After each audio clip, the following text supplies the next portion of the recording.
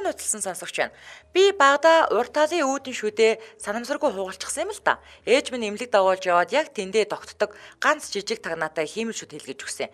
Би тэр шүдэндээ хурдан дасч баргийн хүм идэхээргүй ярьж бас хоол цаагаа торлгүй дэс сурсан. Тэр жил 3 дугаар курсын оюутан байхдаа нэг залуутай үерхэж илээ. Хаяа кино үзэж гадар зугаалаад нилээн дотн болоод анхны удаага үнсэлцэж үзчихлээ. Нөгөө хүү харин ч миний хажууд туршлагатай нэгэн байсан.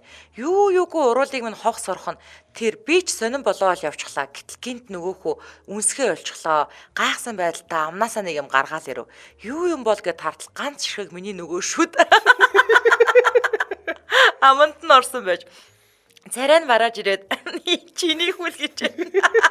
Би ч тийм л гэдэг. Эцэндээ шүдээ аваад хар урдаараа гүйлээ. Маргааш нарийн нөгөөх маань юу ч болоогүй юм шиг гэрт маань ирж илээ гинэ.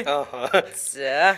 Дэлхийн монголчуудын MJL радио 88.3